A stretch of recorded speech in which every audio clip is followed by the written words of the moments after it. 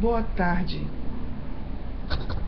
Eu estou aqui aproveitando um pequeno intervalo enquanto eu assisto ali a conferência da Fiel, da editora Fiel. Nós vamos ter daqui a pouco a presença de Paul Washer e eu gostaria de estar comentando aqui nesse intervalo sobre esse livro.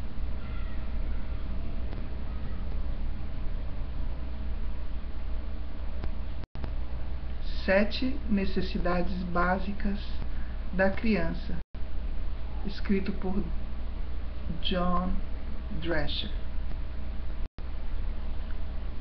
Esse autor tem outros livros também, especificamente escrito para crianças, ou acerca de crianças, como, por exemplo, sobre quando pregar a salvação para crianças, conversão das crianças e coisas assim, né?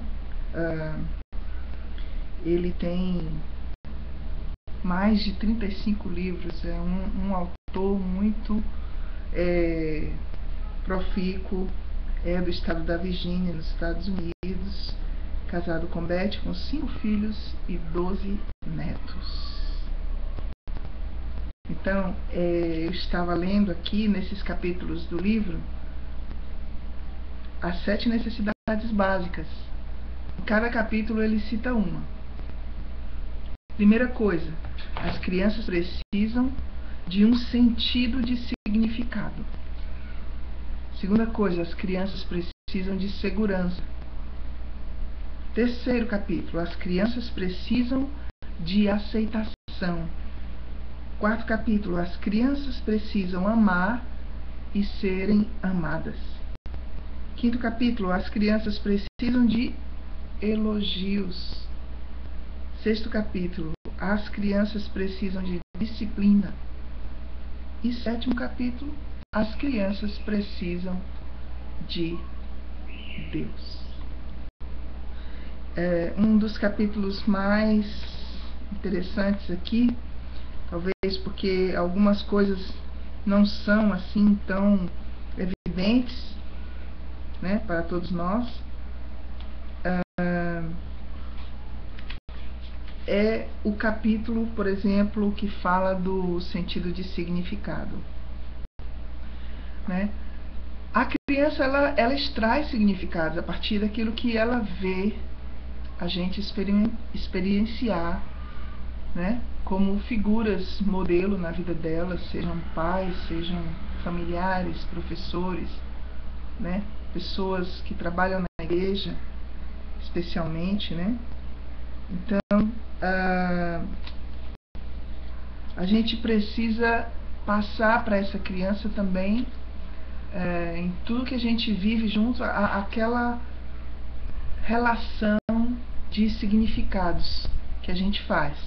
E a partir daí a criança vai então aprender a respeito de opiniões, a respeito de suas posições e especialmente a respeito do seu próprio senso de ser, da sua autoestima, do seu senso de dignidade e importância, né? A sua própria identidade, né? Por exemplo, algumas coisas que podem contribuir para isso são a forma como eles veem o relacionamento afetivo, seja entre marido e mulher, seja entre os tios, seja entre pessoas outras, né, da sua convivência. Então, nós precisamos estar realmente dando a cada passo com os nossos filhos, né, a eles condições de chegarem mais perto, né, de entenderem o sentido e o significado das coisas que nós vivemos, especialmente os valores. Com relação à segurança das crianças, por exemplo, a questão dos conflitos entre os pais tem um peso muito grande. A gente precisa observar o cuidado que se deve ter. Outra coisa, por exemplo, nas mudanças, né? Mudanças demais não vão ajudar a criança a se encontrar ou a se identificar ou a sentir familiaridade suficiente com o ambiente para se sentirem seguras. Falta de disciplina também deixa uma criança insegura. Outra coisa é a criança que não vê os pais, ou crianças que são deixadas com pessoas críticas, abusivas, pessoas que não se preocupam com o valor da criança, com a autoestima dela. Às vezes os próprios pais não amam os filhos.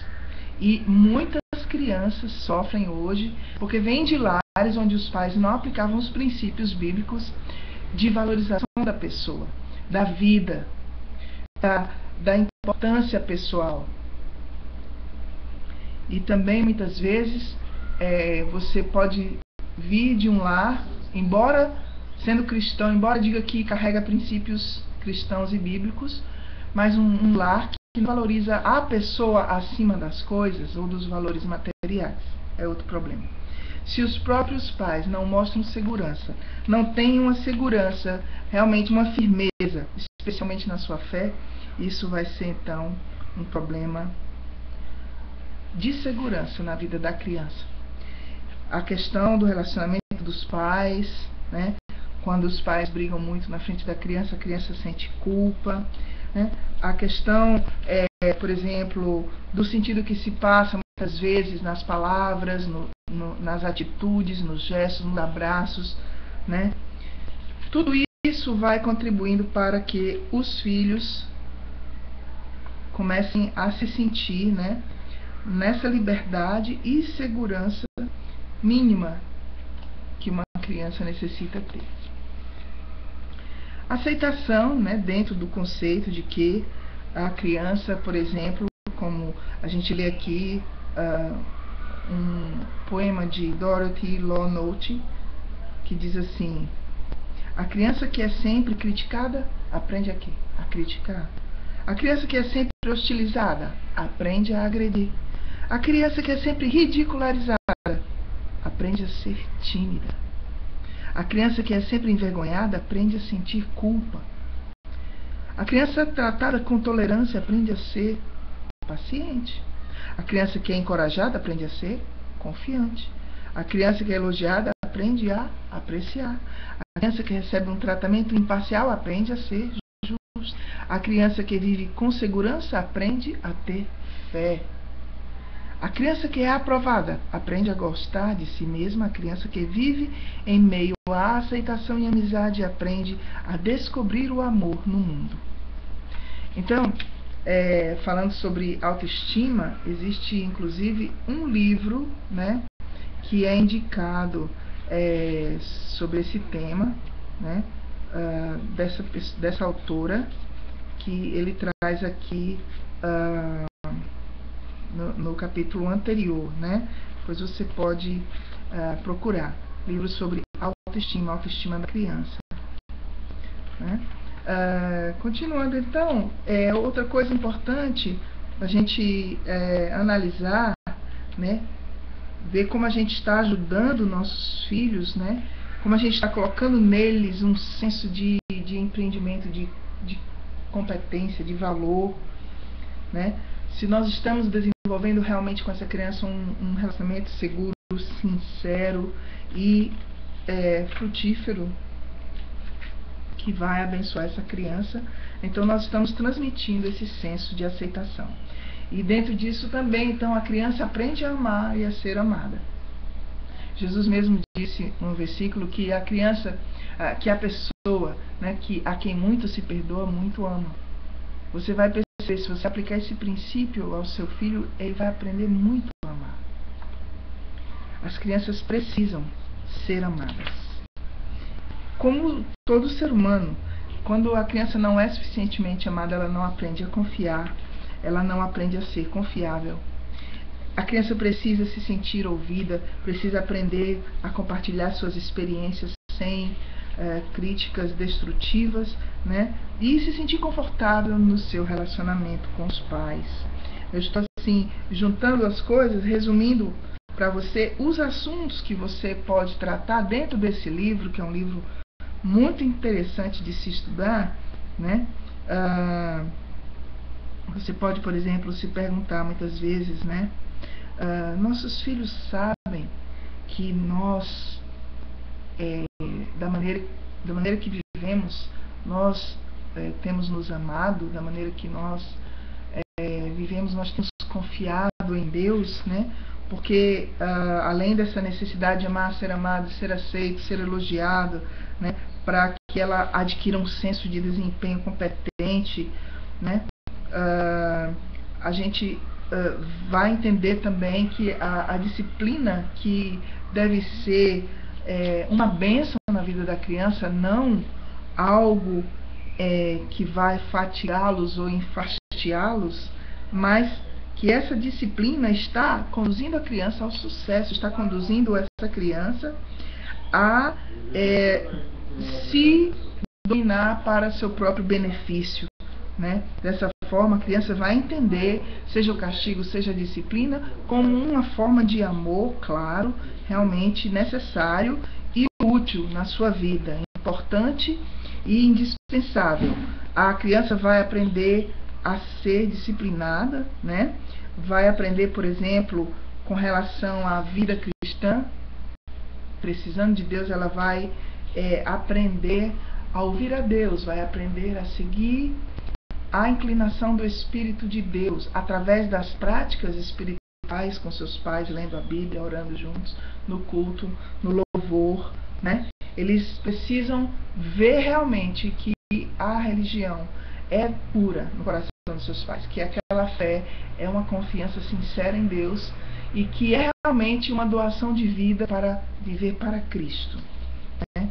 Então, nós estamos aqui resumindo, né, nesse livro, inclusive, uma coisa interessante que eles trazem é um apêndice com as idades de crescimento, né? Veja só, você vai poder identificar, né, uma série de atitudes. Você vai poder ver aqui, por exemplo, né, o comportamento físico, social, espiritual e sexual da criança até a idade dos seus 18 anos, né? Porque nós consideramos realmente, né, psicologicamente não se sabe até onde vai a infância. Às vezes alguns querem crer que esse amadurecimento se prolonga além da fase da adolescência até os 18, 21 anos, né, para que a criança realmente entre numa fase de maior maturidade. Então, aqui fica para você 7 necessidades básicas da criança. Este livro ele foi publicado pela editora Mundo Cristão e John Drescher é um autor, como eu já disse para vocês, bastante conhecido, que você possa aproveitar, né, as dicas. Sempre há espaço para a gente se aperfeiçoar como pai e mãe, né, e para a gente ter realmente aquela preocupação, e não somente a preocupação, mas a gente ter uma direção para onde a gente vai caminhando, daquilo que a gente transmite para os nossos filhos, porque nós sabemos que acima de todas as nossas insuficiências está a suficiência da graça de Deus, que vai completando para nós tudo aquilo em que nós fomos deficientes. E nós sabemos que maior é Deus, e que toda e qualquer disfuncionalidade na nossa família, seja na sua família, com seus filhos, com amor e com fé, com segurança em Deus, seus filhos vão aprender a terem vidas significativas e satisfatórias, que estão apoiadas realmente naquele que tem poder para sustentá-los, que é o próprio Deus. Ame seus filhos, ame as crianças. Nós estamos chegando aí numa comemoração do Dia das Crianças. Pense nisso. Às vezes você não tem mais filhos de idade infantil, mas você não deixa de ser uma mãe, não deixa de ser um pai na sociedade, podendo tornar a vida de uma criança muito mais saudável, muito mais feliz, e aumentar no coração dessa criança a fé sincera, o amor, a alegria de conhecer Deus, porque Deus está intimamente a contemplar a face das crianças, e as crianças a face dele, né? E essa intimidade do Senhor com as crianças é aquela intimidade que todos nós deveríamos aprender a ter. E não sermos motivo de tropeço na vida delas, na vida dessas crianças que muitas vezes esperam ver em nós um sorriso, uma palavra positiva, uma palavra de encorajamento, uma palavra de sinceridade, de fé, uma palavra de quem os ama realmente, uma palavra de quem está fazendo por eles aquilo que Jesus faria, para que eles reconheçam em nós o amor do Pai que ama como Deus, que é todo-poderoso para suprir em todas as coisas. Que Deus nos abençoe, que possamos ser realmente amorosos como pedagogos, como aqueles que conduzem crianças, como mestres de crianças. Que Deus abençoe você na sua tarefa, em nome de Jesus.